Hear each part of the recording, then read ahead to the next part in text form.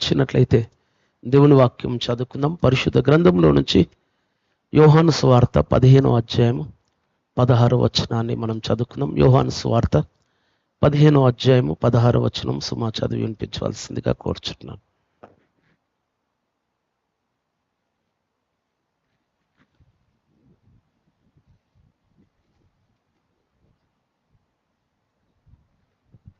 పరిశుద్ధ గ్రంథం నుండి యోహాను సువార్త 15వ అధ్యాయము 16వ వచనం చదువుతున్నాను.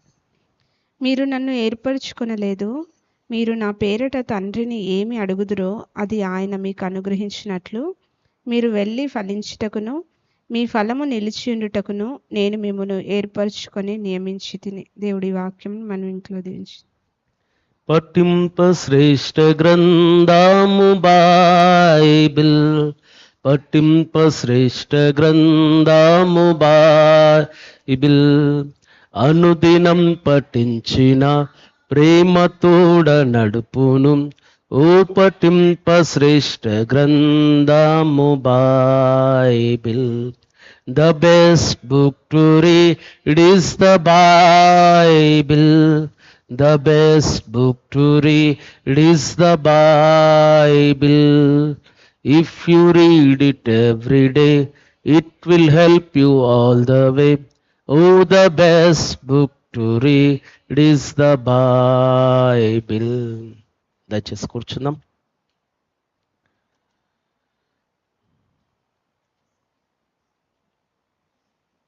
ప్రార్థన చేసుకుందాం. పరిశుద్ధుడు అయిన మా ప్రియ పరలోకపు తండ్రి, నీ పరిశుద్ధమైన నామమునకు వందనాలు చెల్లిస్తున్నాం. 2024 సంవత్సరం మొదటి మాసము మొదటి దినము మొదలుకొని 8 మాసములు మమ్మల్ని నీ రెక్కల కింద భద్రపరిచి కాపాడి సంరక్షించి పోషించి మా ప్రతి అవసరత నీ గుప్పిలు విప్పి నీ మహిమైశ్వర్యంలో నుంచి మాకు తీర్చిన విధానముకై వందనాలు. 9వ మాసము మొదటి పునరుత్థాన దినము నీ సన్నిధిలో సంఘముగా కూడి నిన్ను ఆరాధించుటకు మమ్మల్ని అందరినీ నీ సన్నిధికి నడిపించినందుకు వందనాలు. ఇంతవరకు నీ సన్నిధిలో చేయబడిన ప్రార్థనలన్నీ ఆలకించి అంగీకరించినందుకు వందనాలు. చేయబడిన స్తుతుల ద్వారా ఆరాధన ద్వారా మీరు మహిమ పొందుకున్నందుకు వందనాలు. రేపు సంఘమును ప్రేమించి సంఘంలో ఉన్న ప్రతి బిడ్డను కుటుంబాన్ని మీరు రెక్కల కింద భద్రపరుస్తున్నందుకు వందనాలు. ప్రత్యేకంగా నాయనా శరీరరీతిగా బలహీనులైన మా ప్రియులను జ్ఞాపకం చేసుకోండి. ఈ యొక్క వాతావరణ ప్రతికూలతను బట్టి చాలామంది ఈ వైరల్ ఫీవర్స్తో బాధపడుతుంటున్న వారు ఉంటున్నారు. కనికరించి ముట్టి సంపూర్ణ స్వస్థత దయచేయండి. కుమారుడు సందీప్ కోసం ప్రార్థిస్తున్నాం. తనకు కలిగిన గాయంను కూడా మీరు ముట్టి స్వస్థపరచమని ప్రార్థిస్తున్నాం. అలాగే నాయనా నీకు వందనాలు. రక్షణ లేని వారు మా మందిరంలో ఎవరైనా ఉంటే వారిని దర్శించి రక్షించమని ప్రార్థిస్తున్నాం. యవన బిడ్డల కోసం ప్రార్థిస్తున్నాం. యవనేచ్ఛలను విడిచి పవిత్రంగా పరిశుద్ధంగా వాక్యానుసారంగా తమ యొక్క జీవితాలు కట్టుకొనుట కృప దయచేయండి. చిన్న బిడ్డలు మంచిగా చదువుకొనుటకు కృప దయచేయండి. వివాహము కావలసిన వారు నాయనా నీ సన్నిధిలో ప్రభా నీ చిత్తములో ఉన్నటువంటి వారితో వారి యొక్క కుటుంబాలుగా కట్టబడుట కృప చూపించండి. ప్రభా గర్భఫలం కోసం ఎదురు చూస్తున్న వారిని దర్శించి శ్రేష్టమైన బహుమానాలు మీరు అనుగ్రహించండి. గర్భవతులుగా ఉన్న మా బిడ్డల కోసం ప్రార్థిస్తున్నాం. 9 మాసాలు నీ కాపుదలలో నీ భద్రతలో మా బిడ్డలను మీరు ఉంచుకొని తల్లి బిడ్డ క్షేమంగా వేరై నువ్వు ఇచ్చే బహుమానంతో నీ సన్నిధిని నీకు కృతజ్ఞతాస్తుతులు చెల్లించుటకు కృప చూపించమని ప్రార్థిస్తున్నాం. యేసయ్యా నీకు వందనాలు. ఆర్థిక సమస్యలతో బాధపడుతున్న వారిని ఆర్థిక సమస్యల నుంచి విడిపించమని ప్రార్థిస్తున్నాం. నిరుద్యోగ సమస్యలతో బాధపడుతున్న వారికి మంచి ఉద్యోగాలు దయచేయండి. పని చేయుచున్న ప్రాంతాల్లో మా బిడ్డలకు పదోన్నతును మీరు దయచేయండి. ఉన్నతమైన పొజిషన్స్లో మా బిడ్డలను మీరు నిలబెట్టుకునమని ప్రార్థిస్తున్నాం. మెట్టుకు మా బిడ్డలు ఈ సమయంలో నీ సన్నిధిని ఏ పరిస్థితిలో వచ్చి ఉంటున్నారు, ఏవైనా అవసరతలు అక్కర్లు వారికి ఉంటే తీర్చండి. ఏవైనా మనోవేదనలు ఉంటే తొలగించండి. వారి కోరికలు హృదయవాంఛలను నీ సన్నిధిలో నీ చిత్తానుసారంగా నెరవేర్చి తృప్తిపరిచి సాక్షులుగా నీకు మహిమ తెచ్చే సాధనాలుగా ఈ లోకంలో వాడుకోవడమని ప్రార్థిస్తున్నాం. ఈ సమయంలో మేము ఆశతో నీ స్వరము వినాలని ఎదురు చూస్తుండగా నిలోబడిన నేను వట్టివాళ్ళను ఒప్పుకుంటూ నన్ను నీ కృపగల హస్తాలకు అప్పగిస్తున్నాను. అయ్యా నీవు నాలో ఉండి నీ మాటలు నా నోటిలో ఉంచి కూడి ఉన్న మా అందరితో మీరే మాట్లాడమని యేసయ్య నామములో ప్రార్థిస్తున్నాం తండ్రి. ఆమేన్, ఆమేన్. దేవుని పరిశుద్ధ నామంలో కూడి ఉన్న సంఘమంతటికి నా యొక్క శుభములు తెలియజేసుకుంటున్నాను. మనం చదువుకున్న లేఖన భాగము యోహాను సువార్త 15వ అధ్యాయం 16వ వచనం. ఈ యొక్క వాక్య భాగము మనకు ఈ సెప్టెంబర్ మాసానికి గాను మన క్యాలెండర్లో మనకున్నటువంటి వాక్యము, లేకపోతే వాగ్దానము, లేకపోతే మన తీర్మానం అయి ఉంటున్నది. ఏమని ఉంటున్నది అంటే ఇక్కడ రాయబడుతున్నది, మీరు నన్ను ఏర్పరచుకొనలేదు, మీరు నా పేరట తండ్రిని ఏమి అడుగుదురో అది ఆయన మీకు అనుగ్రహించున్నట్లు మీరు వెళ్ళి ఫలించుటకును మీ ఫలము నిలిచి ఉండుటకును నేను మిమ్మును ఏర్పరచుకొని నియమించి తిని. ఈ మాటలు యేసుక్రీస్తు ప్రభువుల వారు తన శిష్యులతో మాట్లాడుతూ తెలియజేస్తున్నటువంటి మాట. ఈ యొక్క 15వ అధ్యాయంలో యేసుక్రీస్తు ప్రభువారు ఒక సాదృశ్య రూపకంగా ఈ ప్రారంభ వచనంలో చూస్తాం. నేను నిజమైన ద్రాక్షవల్లిని, నా తండ్రి వ్యవసాయకుడు అనేటువంటి మాటను యేసు ప్రభు వారు తెలియజేస్తున్నారు. 5వ వచనంలో ప్రారంభంలో చూస్తే ద్రాక్షవల్లిని నేను, తీగలు మీరు అనేటువంటిది చెప్తున్నాడు. ఈ ద్రాక్షవల్లి, తీగలు అనేటువంటివి యేసు ప్రభు చెప్తూ, నేను ద్రాక్షవల్లిని, తీగలు మీరు, నా తండ్రి వ్యవసాయకుడు. అయితే ఈ తీగలు ఫలించాలి, ఈ తీగలు ఫలములు ఇవ్వాలి, వ్యవసాయదారులు సంతోషించాలి. తండ్రి అయిన దేవుడు సంతోషించాలంటే ఈ విశ్వాసులు, శిష్యులు, క్రీస్తుకు శిష్యులుగా ఉన్నవారు క్రీస్తుతో అంటగట్టబడిన వారై, అందుకే మనం ఫలించాలి అంటే 4వ వచనంలో ఉంటున్నది, నా యందు నిలిచి ఉండుడి, మీ యందు నేనును నిలిచి ఉంటాను అనేటువంటిది చెప్తున్నాడు. ఎప్పుడైతే క్రీస్తులో మనం ఉంటామో ఫలిస్తాము, లేకపోతే ఫలించము అనేటువంటి విషయాన్ని యేసు ప్రభు వారు చెప్తున్నాడు. అనగా ఒక ద్రాక్ష తీగ, దానికి పండ్లు రావాలి, ఫలములు రావాలంటే అది ఏంటిదంటే ద్రాక్షవల్లితోని అంటు కట్టబడాలి. ఆ ద్రాక్షవల్లిని నేను, మీరు తీగలై ఉంటున్నారు. వ్యవసాయదారుడు తండ్రి అయి ఉంటున్నాడు. తండ్రి ఈ ద్రాక్ష తోటను చూస్తున్న క్రమంలో ఆయన ఈ ద్రాక్ష తోటలో నుంచి ఎప్పుడు ఆశపడేది ఏందనగా ఫలములు రావాలి అని. అందుకే 8వ వచనంలో రాయబడుతున్నది, మీరు బహుగా ఫలించుట వలన నా తండ్రి మహిమపరచబడును, లేకపోతే సంతోషించును అనేటువంటిది కూడా మనం జ్ఞాపకం చేసుకోవచ్చు. సంతోషించడము, మహిమపరచబడడం అనగా అనేకుల ద్వారా ఆ వ్యవసాయదారునికి ఏమొస్తుందంటే మెప్పు, ప్రశంస కలుగుతుంది, ఘనత కలుగుతుంది అనేటువంటిది మనం చూస్తున్నాం.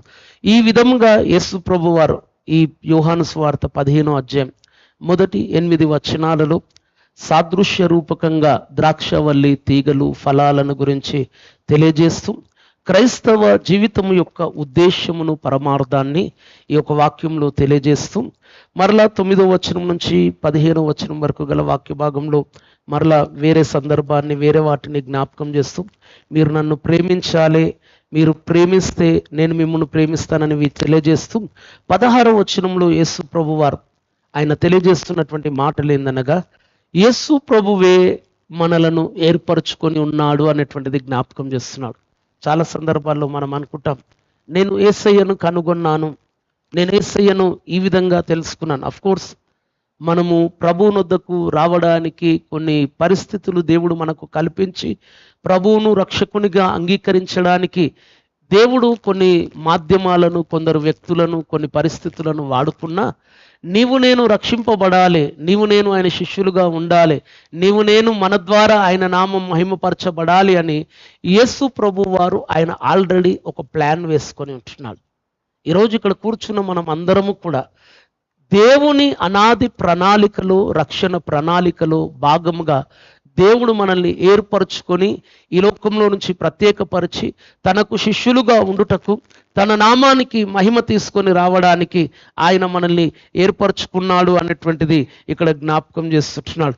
అందుకే ఇక్కడ రాస్తూ అయితే ఎందుకు ఏర్పరచుకొని ఉంటున్నాడు ఈ 16వ వచనంలో తెలియజేస్తున్నాడు. 16వ వచనంలో రాయబడుతున్నటువంటి మాట ఏంటిదనగా 3వ లైన్లో రాయబడుతున్నది, మీరు వెళ్ళి ఫలించుటకు మీ ఫలము నిలిచి ఉండుటకు నేను మిమ్మును ఏర్పరచుకున్నాను, నియమించాను.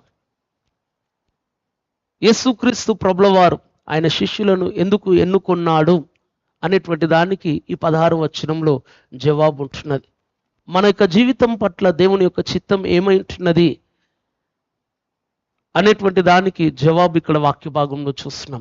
దేవుడు నిన్ను నన్ను ఏర్పరచుకున్నాడు, ఎన్నుకొని ఉంటున్నాడు. ఎందుకోసం అనగా మనము వెళ్ళి ఫలించుటకు. దేనికోసం ఎన్నుకోబడ్డామంట దేవుని చేత? దేనికోసం ఎన్నుకోబడ్డాం? ఇప్పుడు చదివినదే, ఇంకా కొత్తగా ఏమో మళ్ళీ బైబిల్ వెనుకకు ముందటికి ఏం తిప్పాల్సిన అవసరం లేదు. చదివిన వచనములోనే ఉన్నది. ఎందుకోసం ఎన్నుకున్నాడంట దేవుడు మనల్ని? అనగా ఫలించడం కోసం. ప్రారంభంలో ఏం చెప్పాడు యేసు ప్రభు వారికి ఉపమాన రీతిగా సాదృశ్యంగా? మీరు ఫలించాలి, ఫలిస్తే తండ్రి మహిమపరచబడతాడు. ఫలము అనేటువంటిది విశ్వాసి జీవితంలో కనబడాలి. అనగా దేవుని వాక్యంలో పౌలు భక్తుడు రోమీలకు రాస్తూ రోమా పత్రికలో 7వ అధ్యాయం 4వ వచనంలో ఆయన తెలియజేస్తున్నటువంటి మాటను మనం గమనించి చూసినట్లయితే, మనము దేవుని కోసము ఫలములు ఫలించాలి అని పౌలు భక్తుడు రోమా పత్రికలో, రోమాలో ఉన్నటువంటి సంఘానికి ఈ పత్రిక రాస్తూ అంటాడు, కావున నా సహోదరులారా, మనము దేవుని కొరకు ఫలమును ఫలించునట్లు మృతులలో నుండి లేపబడిన క్రీస్తు అను వేరుకొని చేరుటకై మీరును ఆయన శరీరము ద్వారా ధర్మశాస్త్రము విషయమై మృతులైతిరి అనే మాట జ్ఞాపకం చేస్తున్నాడు. అంటే ఆత్మీయంగా మనం జీవించాలి అంటే శరీర సంబంధమైనటువంటి మృతి కావాలి. అనగా పాత ప్రాచీన స్వభావము మనలో చనిపోయి ఒక నూతన జీవము మనలో నుంచి ఉద్భవించినప్పుడు ఆ నూతన జీవితములో నుంచి నూతనమైన దేవుని కోసము ఫలించే ఫలములను మనము ఫలించగలుగుతామంటున్నాడు. అందుకే ఇక్కడ రాయబడుతుంది ఏంటంటే, దేనికోసం ఫలించాలంటే మన కోసం కాదంట. 4వ వచనంలో ఏమని రాయబడుతుందంటే, కావున నా సహోదరులారా, మనము దేవుని కొరకు ఫలములు ఫలించాలి. ఎవరి కోసం ఫలించాలి? ఏ చెట్టు అయినా తన ఫలాలు తనను ఎప్పుడు తినడం చూసిరా? ఆకలితో ఉంటే యాపిల్ చెట్టు తన చెట్టుకున్న పండును తెంపుకొని అది తినడం, అది తన కోసము ఫలించదు. ఎవరి కోసం ఫలిస్తుంది? తనను నాటిన, తనకు నీరు పోసిన, తనను సంరక్షిస్తున్న, తనను కాపాడి పోషిస్తున్న ఆ వ్యక్తికి తన ఫలాలను అది ఇస్తుంది. క్రైస్తవ విశ్వాసులమైనటువంటి మనము మన వ్యక్తిగత స్వార్థం కోసం మన జీవితంలో ఎదిగి ఫలించి అభివృద్ధి చెందడం కాదు. మన జీవితంలో మనము ఫలించి, మన జీవితంలో ఫలించిన ఆ ఫలములు దేవుని మహిమ కోసం, దేవుని కోసం ఫలించాలి. పౌలు భక్తుడు అదే చెప్తున్నాడు రోమాలో ఉన్న క్రైస్తవ్యానికి ఈ పత్రిక రాస్తూ, మనము దేవుని కొరకు ఫలములు ఫలించాలి. ఎవరి కోసం ఫలించాలంట? దేవుని కోసం ఫలించాలి. ఈరోజు దేవుని వాక్యం వింటున్న నీవు నేను ఒకసారి వ్యక్తిగత జీవితాలను పరీక్షించుకొని మన జీవితంలో మనము దేవుని కొరకు ఫలిస్తున్నామా? ప్రశ్న వేసుకుందాం. ఫలిస్తున్నామా? ఏంది ఫలము చెట్టు, ఇదేదో అర్థమైతలేదు, ఊకే ఇది నాకు అర్థం కానిది ఏదో చెప్తున్నాడు అనుకుంటున్నారా? ఫలము అంటే మన క్రియలు. దేవుని వాక్యంలో యేసు ప్రభు వారు కొన్ని సందర్భాలలో ఆయన ప్రజలకు అర్థం అయ్యే విధంగా, వారికి ఆ కాలంలో చాలా మట్టుకు చదువురాని వారు ఉన్నారు కనుక వారు చేసే పనులు, వృత్తులు, వ్యవసాయంని ఆధారం చేసుకొని వారికి అర్థమయ్యే విధంగా వారికి ఏంటిదంటే ఉపమానాలతో చెప్పాడు. మంచివాడు మంచి ఫలాలను, చెడ్డవారు చెడ్డ ఫలాలను ఫలిస్తారు. మీ ఫలమును బట్టి మీ చెట్టు ఏంటిదో చెప్పేస్తా అంటాడు. మీరు ఫలించే ఫలములను బట్టి, చెడు ఫలాలు నీ లోపల నుంచి వస్తున్నాయంటే నువ్వు చెడ్డ చెట్టు అని, మంచి ఫలాలు నీలో నుంచి వస్తున్నాయంటే మంచి చెట్టు అని తెలియజేస్తున్నాడు. అనగా మనం ఫలించాలి. అందుకే యేసు ప్రభు వారు ఇంకొక సందర్భంలో లూకా సువార్త 13వ అధ్యాయం 6వ వచనం నుంచి 9వ వచనం వరకు గల వాక్య భాగంలో ఒక చిన్న సాదృశ్య రూపకంగా ఒక వ్యక్తి ద్రాక్ష తోటను నాటి అందులో ఏంటిదంట, అంజూరపు చెట్టును పెట్టాడంట. 3 సంవత్సరాల నుంచి అతడు వెళ్తూ ప్రతిసారి ఏం చూస్తున్నాడంట? ఫలములను వెతుకుతున్నాడంట. వెతకడము అంటే ఏంటిది? మనం 13వ అధ్యాయము లూకా సువార్త 13వ అధ్యాయంలో మనం 6 నుంచి ఉన్నది, కానీ 6వ వచనం చదువుకుందాం. మరియు ఆయన వారితో ఉపమానం చెప్పాను, ఒక మనుషుని ద్రాక్ష తోటలో అంజూరపు చెట్టు ఒకటి నాటబడి ఉండెను. అతడు దాని పండ్లు వెదక వచ్చినప్పుడు ఏమియు, వెతకడము అంటే ఆశతో వెతకడం. చూసిండు వేరు, వెతకడము వేరు. వెతికి దాని లోపల ఏమైనా ఉన్నాయా అని చూస్తే ఏమవుతుందంట, అది వెదకు వచ్చినప్పుడు ఏమీ దొరకలేదు.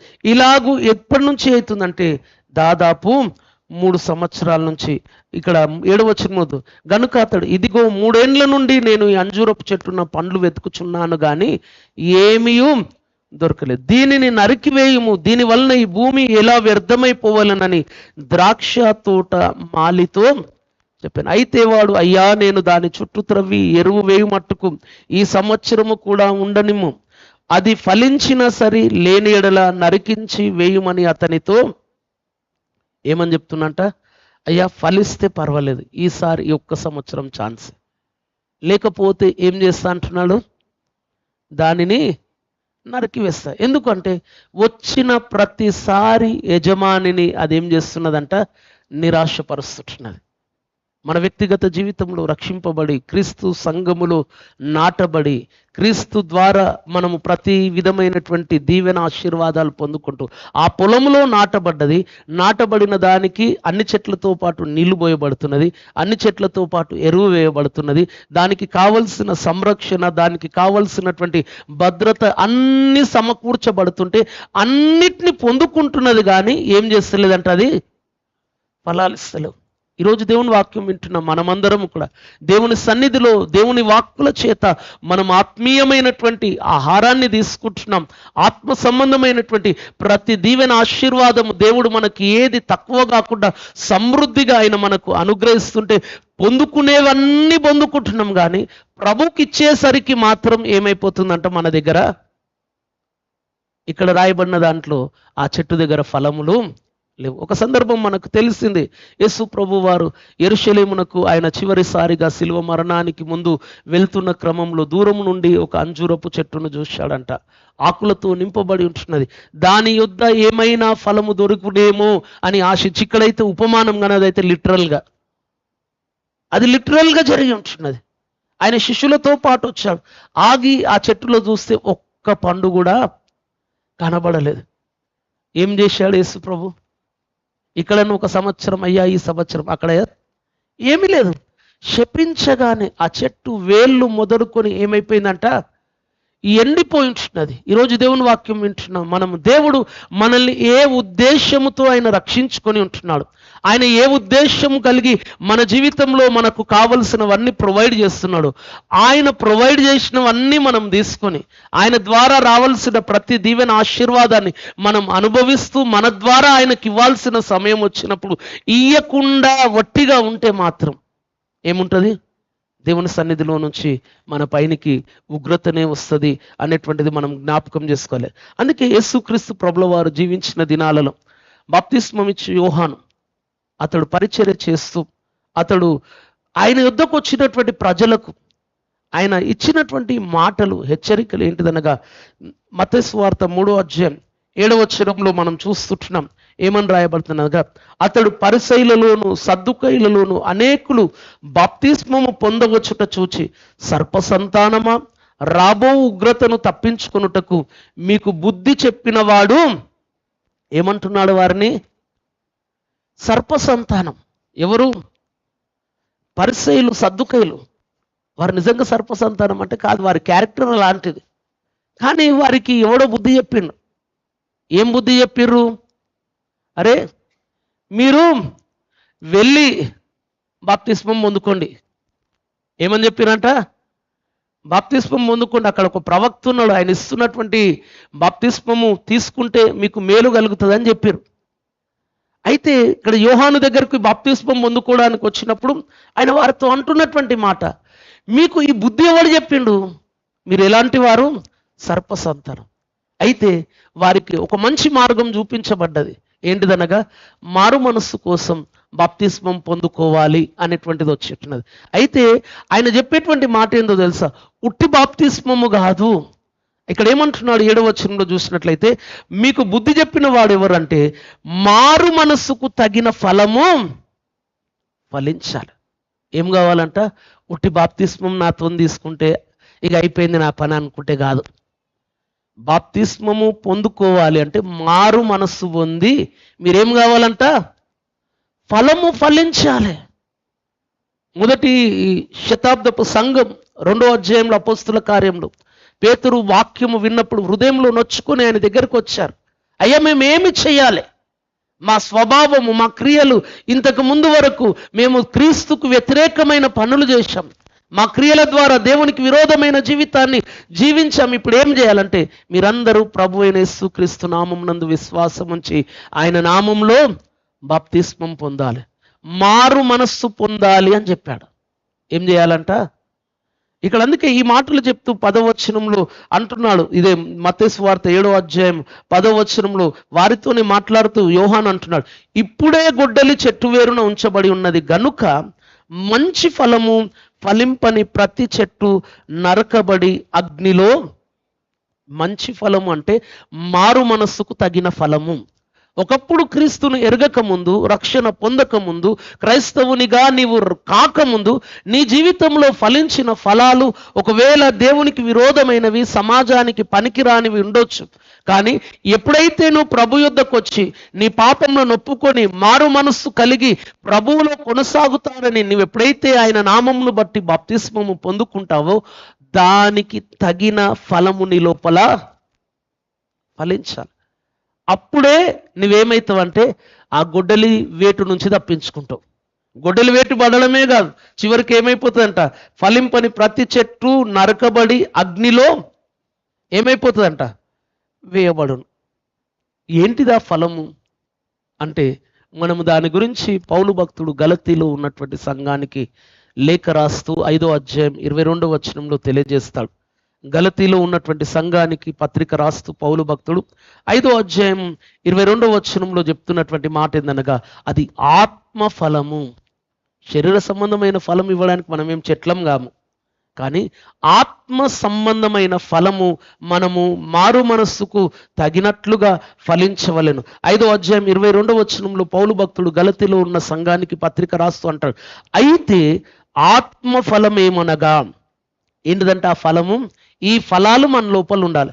ప్రేమ, సంతోషము, సమాధానము, దీర్ఘశాంతము, దయాలుత్వము, మంచితనము, విశ్వాసము, సాత్వికము, ఆశానిగ్రహం. ఎన్నున్నాయి?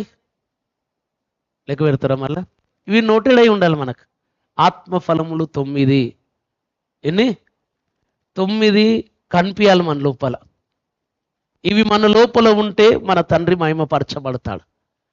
రక్షింపబడిన నిన్ను దేవుడు ఏర్పరచుకున్నది ఎందుకో తెలుసా? ఈ ఫలములు నీ లోపల ఉండాలి. ఒకప్పుడు ఇవి మనలో ఉన్నాయో లేవో. దాదాపుగా ప్రభువును నమ్మని వారిలో ఈ ఫలాలు ఉండనే ఉండవు. ఏంటిది? ప్రేమ, సంతోషము, సమాధానం, దీర్ఘశాంతము, దయాలుత్వము, మంచితనం, విశ్వాసము, సాత్వికము, ఆశానిగ్రహం. అయితే రక్షణ పొందని వానిలో కనబడతలేవంటే అదేదో అనుకుందాం. కానీ క్రీస్తులో, క్రీస్తు రక్తము చేత కడగబడి ఆయన సంఘములో నాటబడిన నీలో నాలో ఈ ఫలాలు కనిపించడం లేదంటే ఏమన్నట్టు? ఏమన్నట్టు అంటే మనము మరలా ఈ యోహాను సువార్త 15వ అధ్యాయంలోనికి రావాలి. ఏమన్నట్టు అంటే క్రీస్తులో మనం సరిగా లేమని అర్థం. ఇక్కడ దేవుని వాక్యం స్పష్టంగా చెప్తున్నాడు పౌలు భక్తుడు గలతీలో ఉన్నటువంటి విశ్వాసులకు. ఏం కావాలంట?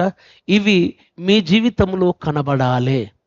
ఆత్మ ఫలములు ప్రతి విశ్వాసి ఏం కావాలి? ఫలించాలి. ఇవి మన దేవుడు మనల్ని చూసినప్పుడు మనలో స్పష్టముగా ఆయన కనుగొనాలి. ఈ ఫలములను ఆయన వెతుకుతుంటున్నాడు. నీ దగ్గర ఎంత డబ్బు ఉందని ఆయన చూడడు, నువ్వెంత అందంగా ఉన్నవని చూడాలి. ఈ లోకంలో నీకు ఎంత పేరు ప్రఖ్యాతలు, ఎంత గౌరవం, నేను ఎంతమంది రికగ్నైజ్ చేస్తారు, నువ్వు కట్టిన చర్చ్ ఎంత పెద్దది, నీ చర్చికి ఎన్ని వేల మంది, ఇవన్నీ చూడాలి దేవుడు. నీలో ఈ ఫలములు ఉన్నాయా లేవా? దేవుడు మనల్ని ఎందుకు ఏర్పరచుకున్నాడు, ఎందుకు నియమించాడనగా మనము ఫలించాలి. మనము ఈ ఫలాలు గనుక ఫలిస్తున్నట్లయితే మన ద్వారా దేవుడు మహిమపరచబడతాడు. ఇంకో మాట మనం చూస్తున్నాం, యేసు ప్రభు మనల్ని ఎందుకు ఏర్పరచుకొని నియమించాడు అనేటువంటిది మనం చూస్తున్నాం. ఏమని చెప్పాడంట? మీరు వెళ్ళి ఫలించుటకు. రెండోది ఏంటిదంట?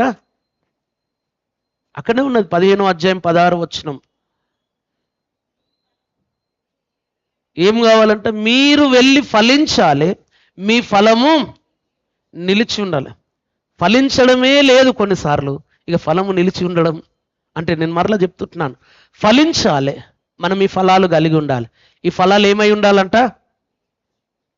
అంటే ఏంటిది? అర్థం కాలేదు. ఒక చెట్టుకు ఫలం ఉన్నది, మళ్ళీ నిలిచి ఉండాలి అనే మాట ఎందుకు వస్తున్నది అనగా, కొన్నిసార్లు ఫలాలు చెట్టుకుంటాయి, కానీ కొద్ది సమయానికి కొద్ది కాలానికి రాలిపోతాయి. మనం వాటిని గురించి అంటాం అకాల ఫలములు అంటాం. మలాకి గ్రంథంలో దేవుడు తన యందు భయభక్తులు కలిగి ఆయన ఆజ్ఞలు గైకొన్నటువంటి వారిని, వారికి కలిగిన సమస్తాన్ని ఆశీర్వదిస్తానని చెప్తూ, ఆ దినాలలో కొద్దిమంది వ్యవసాయదారులు వారు పంటను వేసి వారి యొక్క పంటలు, వారి చెట్లు, ఫలాలు కొద్దిమంది పొందుకొని ఆనందించేవారు. కొద్దిమంది వారి పంటలు ఏమైపోయేవారంటే టైంకి పరిపక్వం అయ్యేదాకా ఉండకుండా మధ్యలో రాలిపోయేటువంటివి ఉంటాయి. అయితే దేవుడు అంటున్నాడు, మీరు నా ఆజ్ఞలు గైకొని నేను చెప్పినట్లు చేస్తే మీ పంటలు అకాల ఫలము రాలకుండా నేను కాపాడుతా అంటాడు. మలాకి గ్రంథం 3వ అధ్యాయం 11వ వచనం మనం చదువుకుందాం. అనగా సమయానికి ముందు రాలిపోవు. కొన్నిసార్లు కొన్ని చెట్లను చూస్తాం మనం, ఏంటిదంట మామిడి చెట్లు, లేకపోతే అవి స్టార్టింగ్లో చెట్టు నిండా పూత కనబడుతుంది, కొద్ది కాలానికి చెట్టు నిండా చిన్న చిన్న పిందెలు కనబడతాయి, కానీ దాని టైం వచ్చినప్పుడు ఒక 2-3 బస్తాలు వేస్తాయి పంట. మనం అనుకుంటాం అబ్బా ఈసారి ఎంతగానో పంట వస్తుందో అనుకుంటాం. మధ్యలో గాలికి సగం రాలిపోతుంది, వర్షానికి సగము రాలిపోతుంది.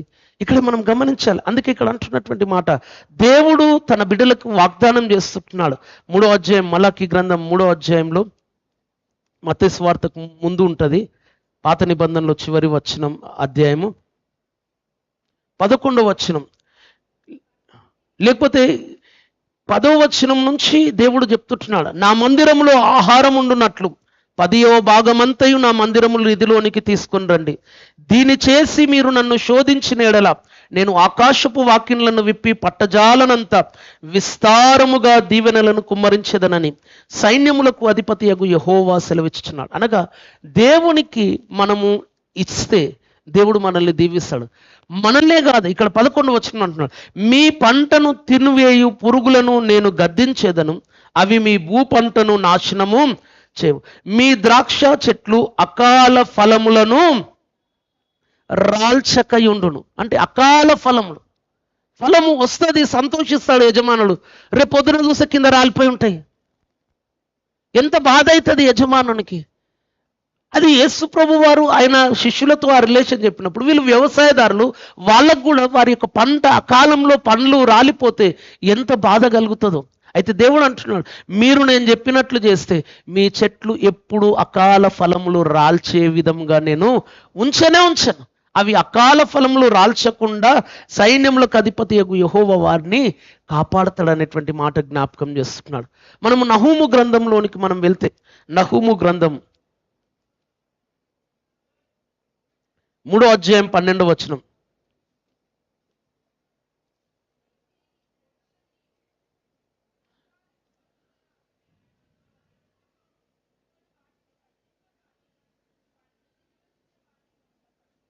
ఏమని రాస్తున్నాడు? 769వ పేజీ, 769వ పేజీ నహూము గ్రంథము 3వ అధ్యాయము 12వ వచనం.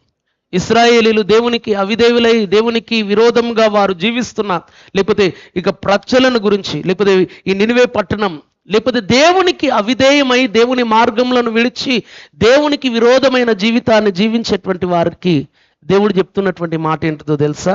ఏమంటున్నాడు? 12లో, నీ కోటలన్నీ అకాలపు పండ్లు గల అంజూరపు చెట్లు వల్ల ఉంటాయి. అవి ఎట్లుంటాయంట తెలుసా? ఒకడు వాటిని కదిలింపగానే ఏమైపోతాయంట, అవి వాటి పండ్లు ఏమైపోతాయంట, కింద వాడు తెలియక కదిలిచిన నోట్లోనే పడతాయంట. కొన్ని పండ్లు ఉంటాయి, కొన్ని చెట్లు ఉంటాయి, ఇట్లా ఊపితే కింద పడతాయి. ఏమవుతాయి? ఊపితే వాటి యొక్క ఫలాలు బందిపోతాయి. ఎందుకు పడతాయి అంటే వాటికి ఆ చెట్టుతోని కరెక్ట్ కనెక్షన్ లేక. అదే ఎప్పుడన్నా మీరు కొబ్బరి చెట్టును ఊపి కొబ్బరికాయలు రాల్చిన వాడనా ఎప్పుడన్నా చూసినామా? ఆ కొబ్బరికాయలు తీయాలంటే చెట్టు ఎక్కాల్సిందే, కానీ చెట్టును ఊపి ఎప్పుడన్నా రాల్సిందా? ఎందుకంటే అది అంత గట్టిగా ఉంటుంది. ఏ చెట్టు గట్టిగా ఉంటుందో, ఆ ఫలము చెట్టుతో గట్టిగా పట్టుకొని ఉంటుందో, అది ఎవడన్నా రాల్పని, వాతావరణాలు ప్రతికూలతలు ఉండని, గాలి కొట్టని, వర్షం రాని, ఏమైనా దాని ఫలము రాలకుండా ఉంటుంది. అయితే ఈ మాటలు యేసుక్రీస్తు ప్రభువారు చెప్పడానికి గల కారణం ఏంటిదో తెలుసా? మీ ఆత్మీయ జీవితంలో ఫలించడమే కాదు, మీ ఫలము పడిపోకుండా ఎప్పటికీ అది నిలిచి ఉండేటట్లు మీరు చూసుకోవాలి. కొన్నిసార్లు రక్షింపబడి కొద్ది కాలము ప్రభువులో మనము ప్రభువు కోసం ఫలిస్తూ ప్రభువుకు మహిమ తెచ్చే జీవితాన్ని జీవించి మరలా కొన్నిసార్లు శ్రమలు వచ్చినప్పుడు, కష్టాలు వచ్చినప్పుడు, వ్యతిరేకతలు వచ్చినప్పుడు, శోధనలు వచ్చినప్పుడు, మనకు ఎవడు గుర్తించినప్పుడు చర్చికి పోతే ఎవడు నన్ను పలకరిస్తలే, నేను ఇప్పటి నుంచి పోను అంటాడు. ప్రార్థన చేసుకుంటే దేవుడు నా ప్రార్థనకు ప్రతిఫలం ఇస్తలేడు, నేను ఇప్పటి నుంచి ప్రార్థనే చెయ్యను అంటాడు. వీటిని బట్టి నువ్వు ఆగిపోయినావంటే నీ ఫలము మధ్యలో రాలిపోయిందని అర్థం. శ్రమయైన, కష్టమైన, ఉపద్రవమైన, ప్రతికూలతైన నీవు విడిచిపెట్టొద్దు. నీ ఫలము అంతము వరకు నిలిచి ఉండాలి. మధ్యలో పూతగా ఉన్నప్పుడు, పిందెగా ఉన్నప్పుడు రాలిపోతే దానివల్ల దేవునికి మహిమ రాదు.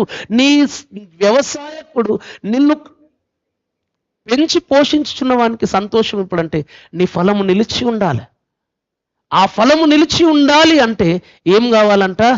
నీవు ఆ చెట్టుతో గట్టిగా ఉండాలి. అందుకే యేసుక్రీస్తు ప్రభువారు ఆయన మత్తయి సువార్తలో 5, 6, 7 అధ్యాయాలలో కొండ మీద ప్రసంగం చేశాడు.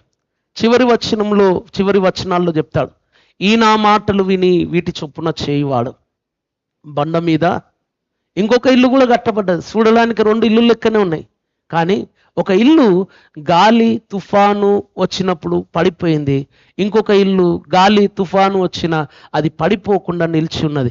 ఎందుకంటే అది బండను గట్టిగా పట్టుకొని ఉన్నది. అది వేరేది బండతో రిలేషనే లేదు. దేవుని వాక్యం విన్న మనం మన వ్యక్తిగత ఆత్మీయ జీవితంలో కూడా శ్రమలు, కష్టాలు, పలు విధమైనటువంటి శోధనలు ఎలాంటి వచ్చినా మన ఆత్మీయ జీవితాన్ని కోల్పోదు. ఒకప్పుడు నా లోపల ప్రేమ ఉండే, ఒకప్పుడు నా లోపల సహనం ఉండే, ఒకప్పుడు నా లోపల దీర్ఘశాంతము, దయాలుత్వము, ఓపిక ఉండే. ఇప్పుడు నా లోపల పోయింది అంటే నా ఫలము రాలిపోయింది అని అర్థం. ఆత్మ ఫలములు మన లోపల ఫలించి మనము ఆ ఫలమును అంతం వరకు కాపాడుకోవాలి. అంతము వరకు కాపాడుకున్న వానికి రక్షణ, అంతము వరకు కాపాడుకున్న వానికి దేవుని యొక్క బహుమానం. మధ్యలో రాలిపోయిన పిందెలతోని, పూతతోని యజమానుడు ఏం చేసుకోలేడు, వాటిని తీసి పడేస్తాడు అంతే. అది పరిపక్వ దశలోనికి వచ్చి పరిపక్వంగా అది ఉండి అలాగే ఉంటే యజమానుడు తెంపుకున్న దానిని అతడు సంతృప్తి పడతాడు. దానివల్ల అతనికి ప్రయోజనం ఉంటుంది. నువ్వు మధ్యలో రాలిపోతే నీతోని ఆయనకు కానీ ఎవరికి కానీ ప్రయోజనం లేకుండా పోతావు. యేసయ్య మనల్ని ఎందుకు ఎన్నుకున్నాడు? ఫలించాలి. మన ఫలం ఏం కావాలంట? నిలిచి ఉండాలి. నిలిచి ఉండాలి అంటే మనము కాపాడుకోవాలి. ఏం కాపాడుకోవాలి? మన ఫలాలను కాపాడుకోవాలి. ఏంటిది మన ఫలాలు అంటే? దేవుడు ఆయన కోరుకున్న శ్రేష్టమైన గుణలక్షణాలే ఫలాలు. ఆ శ్రేష్టమైన గుణలక్షణాలు ఏంటి అంటే మనం ఇంతకు ముందే చెప్పాను. గలతీ పత్రిక 5వ అధ్యాయము 22, 19 నుంచి 21 వచనం వరకు చూస్తే అవి అవిశ్వాసులలో, ఈ లోకస్తులలో, దేవునికి విరోధులలో ఉండే ఆ ఫలాలు. కానీ క్రైస్తవుడు, విశ్వాసిలో ఉండే ఫలము గురించి 22వ వచనంలో చెప్పబడుతున్నది. ఈరోజు దేవుని వాక్యం విన్న మనమందరం వ్యక్తిగతంగా మనల్ని మనం పరీక్షించుకోవాలి. క్రీస్తు మనల్ని ఎందుకు ఎన్నుకున్నాడు, ఏర్పరచుకున్నాడంటే ఫలించాలి. ఒకప్పుడు ఫలించి, ఒకసారి ఫలించి ఆగిపోవడం కాదు. ఆ ఫలము పూత దశలో ఉంటే, పింద దశలో ఉంటే కాదు, అది పరిపక్వమై ఒక స్టేజ్కి రావాలి. ఎప్పటి వరకు అంటే ఆ ప్రాసెస్ లైఫ్ లాంగ్ ఉన్నది. మధ్యలో అకాల ఫలము వలె రాలిపోతే, మధ్యలో విడిచిపెడితే, మధ్యలో నేను ఇక నాతో అయితే లేదంటే నీ వలన ఎవరికి ప్రయోజనము ఉండదు. యేసయ్య చెప్తున్నాడు ఆయన శిష్యులతో మాట్లాడి, మీరు ఫలించాలి, మీ ఫలము నిలిచి ఉండాలి. అందుకోసమే నేను మిమ్మల్ని ఏర్పరచుకొని ఉంటున్నాను. ఇది కేవలం 2000 సంవత్సరాల క్రితం యేసు ప్రభు తన 12 మంది శిష్యులతో మాట్లాడుతూ వారికి చెప్పిన మాటనే కాదు, కానీ వారి వాక్యమును విని క్రీస్తునందు విశ్వాసం ఉంచి ఆయనను రక్షకునిగా అంగీకరించి ఆయన శిష్యులుగా జీవించడానికి తీర్మానం చేసుకున్న ప్రతి ఒక్కరికి ఇది వర్తిస్తున్నది. ఈరోజు నీకు నాకు కూడా అది వర్తిస్తున్నది. యేసయ్య నిన్ను ఎందుకు ఎన్నుకున్నాడు? ఎంతో మంది ఈ లోకంలో ఉన్నారు మనుషులు, వారిలో నుంచి నీవే ఎందుకు దేవుని చేత ఎన్నుకోబడ్డావంటే నీవు ఫలించి నీ ఫలము ద్వారా దేవుని సంతోషపెట్టాలి. ఈ ఫలము తాత్కాలికమైన ఫలము కాకుండా అది ఎప్పటికీ నీలో నిలిచి ఉండే ఫలముగా, దేవుడు ఎప్పుడు వచ్చి ఇన్వెస్టిగేట్ చేసినా నీ లోపల ఆ ఫలమైన చూసి సంతోషించే జీవితమును నీవు జీవిస్తూ నీ జీవితము ద్వారా దేవునికి మహిమ తెచ్చే వాడవుగా ఉండాలని దేవుడు మనల్ని ఏర్పరచుకొని ఉంటుండగా దేవుడు ఇంతకంటే ఎక్కువ ఆశించడం లేదు మన నుంచి. ఒక సందర్భంలో అంటాడు, ఇంతే కదా నీ దేవుడు కోరుకునేది. ఆయన ఏమైనా కోరుతున్నాడా నీ దగ్గర నుంచి? నీ ఆస్తులు రాసి, నీ వెండివి, నా బంగారం నీవు నాకు అవసరం ఉన్నదని అడుగుతున్నాడు. ఆయన కోరుకునేది ఏంటిదంటే మనల్ని, మన క్యారెక్టర్ని కోరుకుంటున్నాడు. మన క్యారెక్టర్ ద్వారా ఆయన సాటిస్ఫై అవుతాడు. అందుకే మత్తయి సువార్తలోని 7వ అధ్యాయం ఉంటుంది, మనుషులు మీ సత్క్రియలను చూసి పరలోకమందున్న మీ తండ్రిని మహిమపరచునట్లు వారి ఎదుట మీ వెలుగు ప్రకాశింపనీయుడు. మనం ఈ 15వ అధ్యాయంలో 8లో అంటాం, మీరు ఫలించటం వలన దేవుడు మహిమపరచబడతాడు. ఏం ఫలం అయ్యా అంటే సత్క్రియలు అనే ఫలం. ఆ సత్క్రియలు అనే ఫలము మీరు ఫలిస్తుంటే, ఆ సత్క్రియలు ఈ లోకంలో క్రైస్తవుని ద్వారా ఈ ప్రపంచానికి అందించబడుతుంటే, క్రైస్తవుని ద్వారా ఈ ప్రపంచము దీవించబడుట ద్వారా దేవునికి ఏమొస్తుంది? మహిమొస్తుంది. ఇదిగో నా బిడ్డ ఈ లోకానికి దీవెనకరంగా, నా బిడ్డ ఈ లోకానికి ఆశీర్వాదకరంగా, నా బిడ్డ తనున్న ప్రాంతంలో అక్కడున్నటువంటి ప్రజలకు దీవెనకరంగా ఉన్నాడు, ఆయన ద్వారా ఇతరులు సంతోషిస్తున్నారు అన్నప్పుడు దేవునికి ఆనందం, దేవునికి మహిమ వస్తుంది. ఈరోజు దేవుడు తన మహిమ కోసం ఆయన మనల్ని ఏర్పరచుకున్నాడు. ఆయనకు మహిమ రావాలి అంటే మనం ఇవి తప్పకుండా చేయాలి. ఇవేవో ఆప్షనల్ కానే కాదు, ఇవి కంపల్సరీ. చూద్దాం చేద్దాం అంటే కాదు. యోహాను భక్తుడు అన్నాడు, చూద్దాం చేద్దాం కాదు, తగిన ఫలము ఫలించాలి, లేకపోతే నరకబడతావు అగ్నిలో. అయ్యో నేను రక్షింపబడ్డాను కదా, క్రైస్తవుడను కదా, మందిరానికి వస్తున్నా కదా, ఇది చేస్తున్నా, ఇవన్నీ నాకు తెలియవు, నాకు ఇవి కావాలి, ఇవి ఉంటే నువ్వు ఉంటావు, లేకపోతే. ఆ యజమానుడు అంటున్నాడు వ్యవసాయదారునితో, ఏమంటున్నాడు? ఇదిగో 3 సంవత్సరాల నుంచి వస్తున్న ఫలం లేదు, ఇప్పుడు దీన్ని నరికి దీన్ని పడే అంటాడు. ఆయన అంటాడు, ఇంకొక సంవత్సరం అయ్యా, ఈ సంవత్సరం కాకపోతే నువ్వు చెప్పినట్టే దీని పని చేస్తాను. అయ్యో నీ తోటలోనే ఉన్నాను కదా, నీ పొలంలోనే ఉన్నాను కదా, నన్ను నరుకుతావు అంటే మరి నరుకుతా. ఎందుకోసం అంటే నన్ను ప్రతిసారి వచ్చిన ప్రతిసారి ఏం చేస్తున్నావు? నిరాశపరుస్తున్నావు, బాధపరుస్తున్నావు. దేవుని వాక్యం వింటున్నాం మనం. సంతోషపరుస్తే నీకు ఇంకా అధికమైనటువంటి దీవెనిస్తాడు ఆయన. నీకు కావలసిన సర్వ సమృద్ధి ఆయన నీకు అనుగ్రహిస్తాడు. దేవుని వాక్యం విన్న మనం 1 నిమిషం తలలు వంచి కన్ను మూసుకొని వ్యక్తిగత ఆత్మీయ జీవితాలను పరీక్షించుకుందాం. దేవుడు నా నుంచి కోరుకునేది నేను ఫలించాలి, నా ఫలము నిలిచి ఉండాలి, నా ఫలము ద్వారా ఆయన నామానికి మహిమ రావాలి. ఇదే నా దేవుడు నా నుంచి కోరుకుంటున్నాడు. అందుకే ఏర్పరచుకున్నాడు. అయ్యో నేను నా ఒంటిగా నేను ఫలించలేనే అంటే దేవుడు అంటున్నాడు, నాలో నిలిచి ఉండు, నువ్వు ఫలిస్తావు. ఫలించిన నేను కొన్ని పర్యాయాలు ఎదురవుతున్నటువంటి శోధనలను, ఈ తుఫాన్లను, గాలులను, కొద్దిమంది కదిలిస్తున్నటువంటి ఈ పరిస్థితులను తట్టుకొని రాలకుండా నిలబడాలి అంటే అది కూడా దేవుడే చెప్తున్నాడు. నన్ను గట్టిగా పట్టుకో, ఎవడు చెట్టును ఊపినా, ఎంత గాలి కొట్టినా, ప్రతికూలతలు ఎన్నొచ్చినా నీవు నన్ను పట్టుకుంటే నువ్వు రాలవు, నీ ఫలము నిలిచి ఉంటుంది. పరిస్థితులను బట్టి, ప్రతికూలతను బట్టి ఒకప్పుడు ఫలించి ఆగిపోవడం కాదు, ఒకప్పుడు వెలిగి ఆరిపోవడం కాదు. మన జీవితంలో ఫలములు అవి నిలిచి ఉండాలి. చెట్టును విడిచిపెట్టడానికి వీల్లేదు. యజమానులు వచ్చి తెంపుకునేంత వరకు ఆ చెట్టుకు నువ్వు అంటుగట్టబడి అలాగే ఉండాలి. అందుకోసమే దేవుడు మనల్ని ఎన్నుకున్నాడు.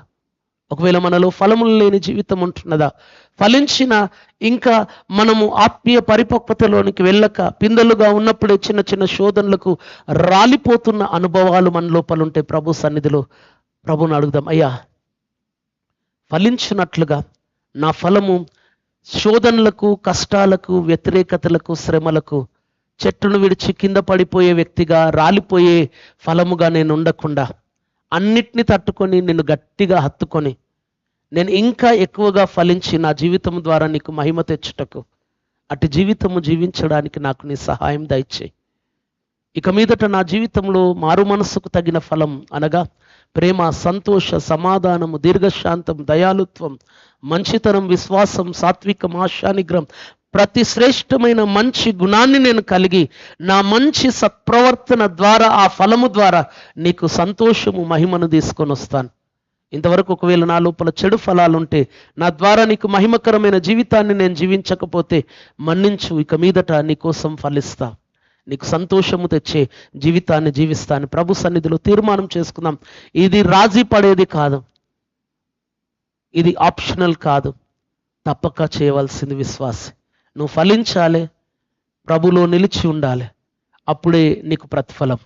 లేని పక్షంలో నరకబడతావు. అగ్నికి కాల్చివేయబడతాం. దేవుడు కోరుకోవడం లేదు ఎవ్వరూ నరకబడి అగ్నిలో వేయబడరు. ఇక్కడున్న మనమందరము ఫలించి మన ఫలము నిలిచి ఉండి మన యజమానుడు సంతోషించే విధముగా మన ఆత్మీయ జీవితంలో పరిపక్వతలోనికి దినదినము మార్చబడుతూ ఒకరోజు మనల్ని మన ప్రభు చూసినప్పుడు అబ్బా చక్కటి ఫలాలు ఈ చెట్టులో నేను పొందుకుంటున్నాను అని మనల్ని బట్టి సంతోషించే జీవితం జీవించుటకు ఆ త్రియేక దేవుడు మనకు సహాయం చేసి నడిపించునుగాక. Amen, amen.